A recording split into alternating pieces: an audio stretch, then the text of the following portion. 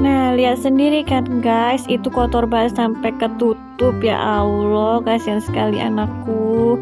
Ini adalah hal-hal yang paling dilupain sama ibu-ibu kalau punya anak, yaitu bersihin kuping, bersihin hidung, dan bersihin kuku. Perlu diperhatikan juga kalau bersihin kuping itu nggak semua orang bisa ya. Kalau misalkan nggak bisa, mending pergi ke tenaga kesehatan yang ahlinya. Itu yang melingkar gede itu yang nutupin seluruhnya tadi ya di kuping. Nah, karena aku bersihinnya ini sendirian dan handphonenya itu dipakai buat kayak pengganti pen light, jadinya aku ini ngevideoin setelah bersihin kupingnya. Kalau ditanya, kok bisa sih bun anaknya diem dibersihin kuping? Enggak bun, ini itu dia awalnya ngereok. Tapi aku bersihin pakai cotton bud kayak gini buat bagian telinga luarnya ini. Nah, dia udah tahu enak ya kan, geli-geli kayak mau tidur gitu. Baru dia mau untuk dibersihkan selanjutnya. Jadi kalau misalkan anaknya ngereok pas mau dibersihin, coba dulu ini pakai cotton bud dibersihin kayak gitu. Jadi biar anaknya tuh tahu, oh ternyata enak ya, nggak sakit ya gitu.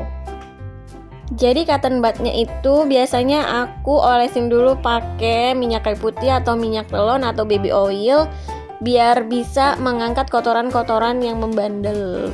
Biasanya kelihatannya emang dari luar, walaupun kita bersihin setiap mandi, itu kan kelihatannya kayak kupingnya bersih gitu ya. Tapi ternyata kalau misalkan dikasih baby oil atau segala macamnya itu yang berminyak-minyakan itu, dia akan kelihatan deh nanti hasilnya itu ternyata kotor. Terus kalau ditanya lagi, kok bisa sih bun bersihin kuping tapi sambil megang handphone dan ngerekam kayak gini? Iya, ini tandanya aku lagi ngelihatnya di layar handphone karena aku lagi bersihinnya cuman telinga luar. Nah, ini hasilnya setelah dibersihkan pakai minyak kayu putih dan cotton bud, tapi karena kalau pakai flash itu nggak kelihatan, jadi coba aku matiin dulu biar kelihatan hasilnya kalau itu kotor. Nah, kelihatan kan tuh? Nah, jadi walaupun setiap mandi tetap dibersihin, tapi kalau misalkan pakai cotton bud dan minyak-minyakan itu akan tidak sebersih itu terlihatnya, Esmeralda.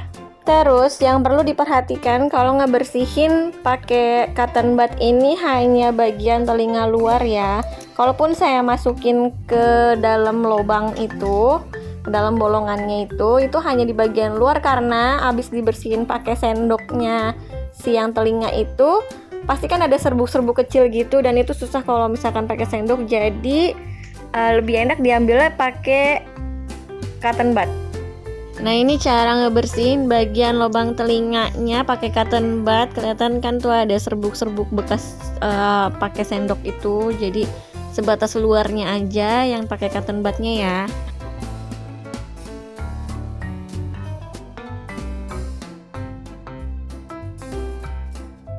Nah, ini saya lagi bersihin pakai sendok. Jadi flashnya ini dipakai buat menerangi bagian lubangnya. Jadi ngevideoinnya nggak ke bagian pas lubangnya ya.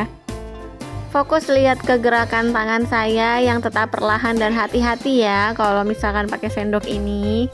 Ini video diambilnya pas anaknya udah kooperatif ya, makanya udah tinggal sedikit-sedikit kayak gitu. Pas yang masih banyak awal tadi, ya dia rada ngereok jadinya nggak kepikiran ke video.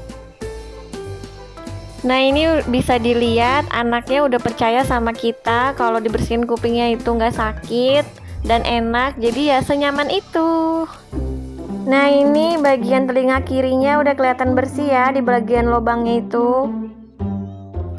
Tetap ya dibersihinnya berkali-kali karena kotorannya itu bisa nggak terlihat, tapi kalau misalkan di osek-osek lagi jadinya tuh kelihatan kan kalau tetap masih kotor. Jadi dibersihinnya sampai cotton budnya warnanya tetap warna putih. Jangan lupa juga bersihin bagian belakang kupingnya ya. Ini hasil dari telinga kanannya yang tadi ada video di awal penuh banget isinya, sekarang juga udah bersih. Segitu dulu cara membersihkan telinganya. Jangan lupa subscribe ya.